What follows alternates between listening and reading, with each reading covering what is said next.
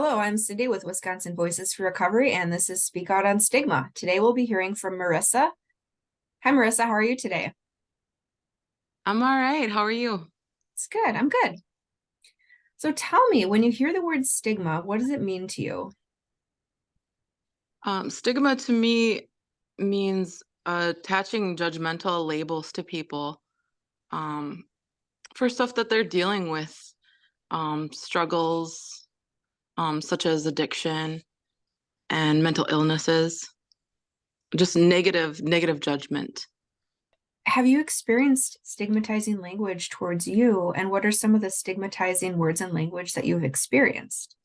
Some of the language that I've experienced is, well, so first of all, my drug of choice was alcohol. I did a lot of binge drinking for about 18 years. And some of the language that I heard from my personal experience was that I was crazy, I was irresponsible, I was um basically like I didn't make good choices and I wasn't somebody to rely on. Is there anything else you'd like to add? Yeah, sure. Another thing too was kind of more in a positive way. I was labeled as, and I've experienced this with like other people I know too, is like drinking is more socially acceptable. So it was like, you're the fun person, you're the funny person. Um, you can be like more outgoing when you're drinking and you're more fun and um it was just like more of that social acceptance piece. How did that affect you? It affected me. I mean, it sounds kind of positive, but it was actually like really negative because it was just helping perpetuate the use.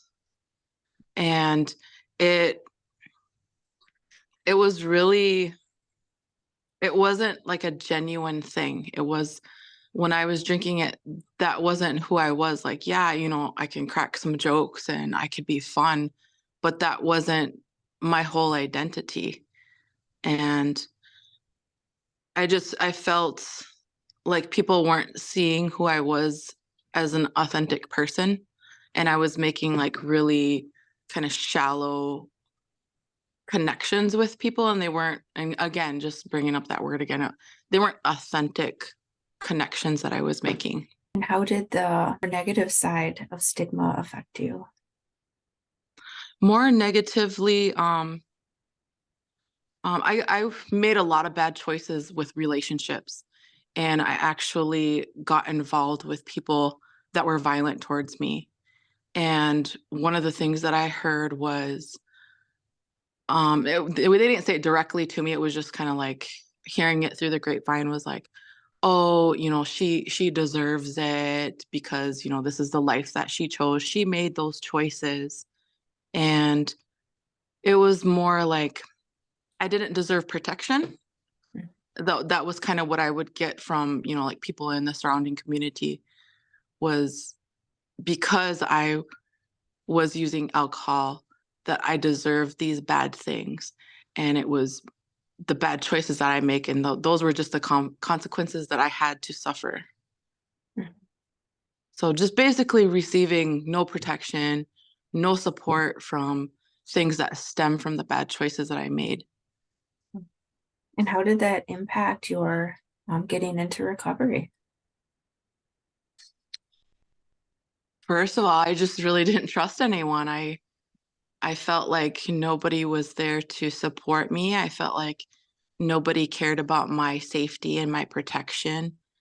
And so, as far as me even thinking about recovery, why would I think about recovery if there was no one to trust?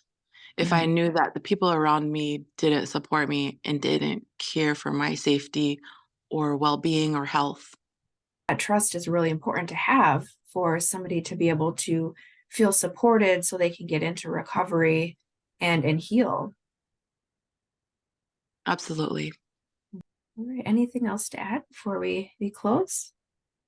Yeah, I think what I've, just experienced in my own life is that a lot of the attitudes towards people with addictions is like throw us away, lock us up, and that's the answer. And it's because of the stigma. They look at us in a negative way. Like what I said in the beginning of the interview is like, we're just labeled irresponsible and these are our bad choices and we got to deal with the consequences.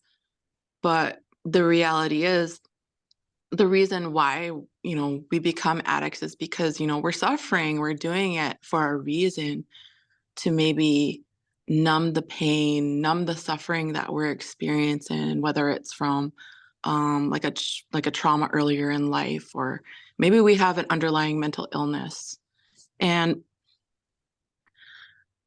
for me, being in recovery right now is like super important to me because I lost people because of alcoholism. I lost two very close people to me, and also from overdoses. And it's just, it's incredibly sad and heartbreaking. And it's like if we looked at it a different way, whether like it be just like locking us up and doing all these different things, and like what if what if those people that I lost in my life, what if they were supported, and what if they had people they could trust, and what if they felt like they could just be safe, how that would have changed things for them.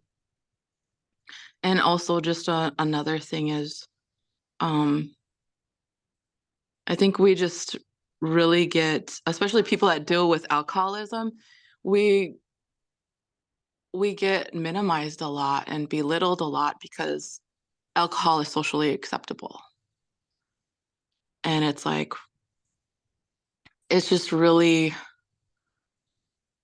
I don't know, it just, people's perspective just needs to change on that. And like, there's a reason why people are, binging and drinking for like 2 weeks straight. There's something wrong there. That's not just something you see on like a beer commercial.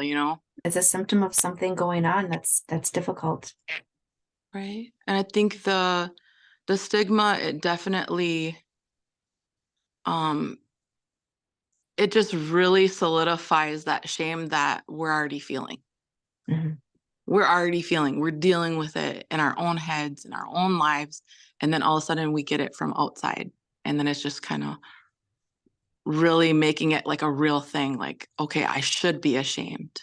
I feel ashamed. So now I should be ashamed. It can be harmful, very harmful.